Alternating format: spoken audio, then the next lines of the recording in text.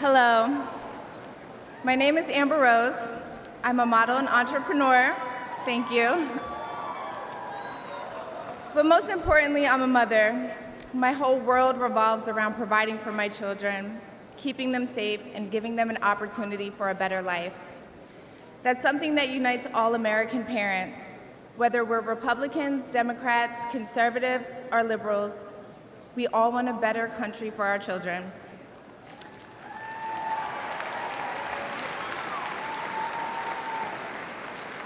But I'm here tonight to tell you, no matter your political background, that the best chance we have to give our babies a better life is to elect Donald Trump President of the United States.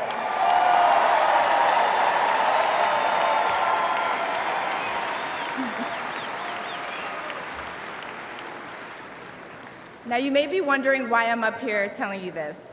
I'm no politician, and I don't want to be. But I do care about the truth.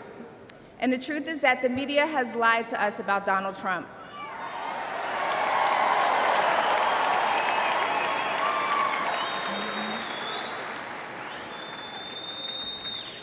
I know this because for a long time I believed those lies, so I'm here to set the record straight. The first person I knew who supported Donald Trump was my father. I was shocked. My entire family is racially diverse, and I believed the left-wing propaganda that Donald Trump was a racist. My father said, "No, he's not, Amber. What are you talking about?" And when I insisted, he said, "Prove it." So to prove my father wrong, I did my research and looked into all things Donald Trump. People have to do their research. I watched all the rallies, and I started meeting so many of you, his red hat wearing supporters.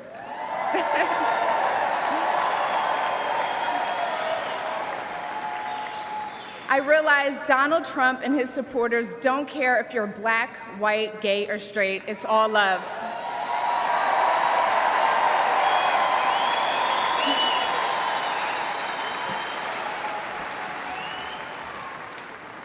And that's when it hit me. These are my people. This is where I belong.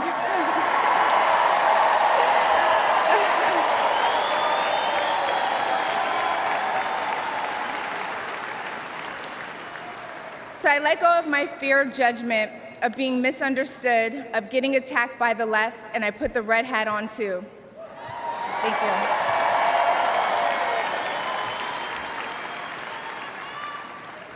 Love you too. I never felt more free and more love for my country than I do now. I want to thank my father, who's in the audience tonight, for opening my eyes. He served over 20 years in the US military. Thank you for your service, Dad. Where's he at? I love you, Dad. I love you. I love you so much. Thank you. When I met the president and Melania for the first time, he was kind and generous and funny as hell. Very funny. The First Lady was gracious and smart with a smile that will brighten up any room. If you're watching this tonight, you know our country is in trouble. Just like me. When you go to the store and buy food for your family, you're shocked. When you fill up your gas tank, you're pissed.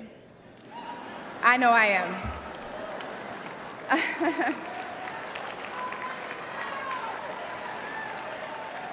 And when you turn on the news, you are just exhausted.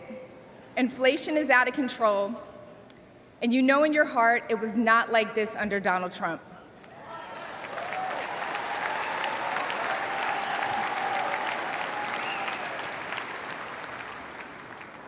My message to you tonight comes from a humble place. The left told me to hate Trump, and even worse, to hate the other side, the people who support him. When you cut through the lies, you realize the truth. American families were better when Donald Trump was president.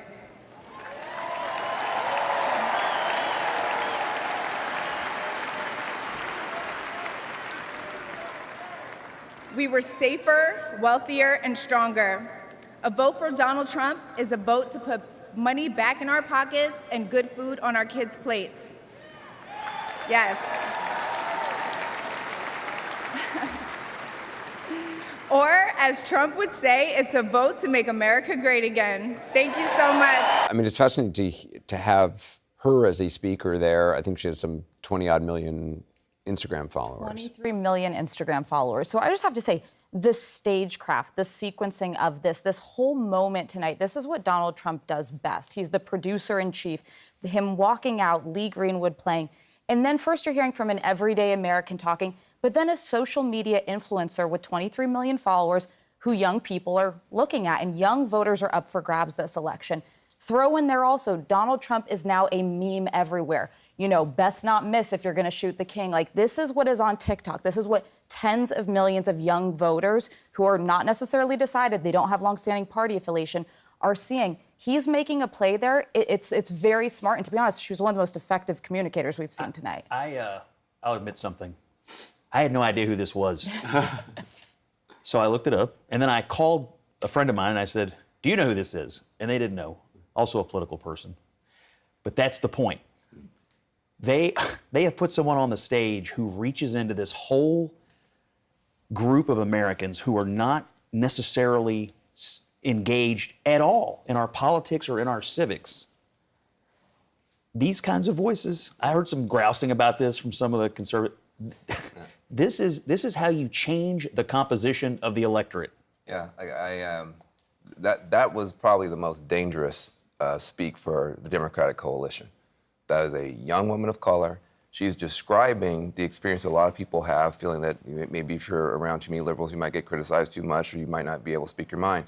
And she spoke to it really well. And she's way more famous than any of us up here. Yeah. I'm going to tell you that, way more famous. And so, to the extent that these guys are trying to bust up our coalition, that was a bunker buster right there. By the way, and it's one of the things we've been talking about, but there are speakers who speak to the room, and there are speakers who speak through the television screen. She speaks through the camera to the audience at home, I mean, she's effective in the room, but when you're yelling into the room, that is not communicating directly through the lens. This person is super talented. Okay, like, this person knows how to speak plainly and directly, knows how to use the camera, the cadence of it.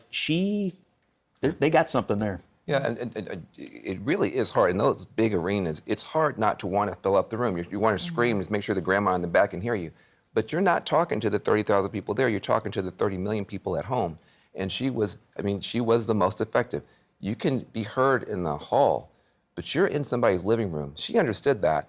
And I would not be surprised if she doesn't have a political future. Yeah, you can tell that she's somebody who makes a living communicating with people on the screen, right? She understood how to connect with the camera. That's what she does. It's part of why she has 23 million Instagram followers. The only thing, I'm sorry, go ahead. The only thing I would add to that is not only are you speaking to the people watching, but per some of your well taken criticisms of some of the earlier African American speakers, they're going to cut these things up into little YouTube videos of 10, 30, TikTok videos, all that kind of stuff. And they'll take highlights, and if they have a good digital operation, It'll be seen by it's going to be seen by a lot more people. I think it was kind of comical. The Republican Party is doing this, making this effort to court black voters. And I think that Amber Rose was an attempt, and it was a failed attempt. Amber Rose is not where the culture is. It's not the person that black voters are going to take their political cues for. And it just was weird, quite honestly. And so when you talk in the group chats, when you're on Twitter, when you're just having conversations, people are like, what did she say? Like, these are my people. And we're like, okay, go ahead.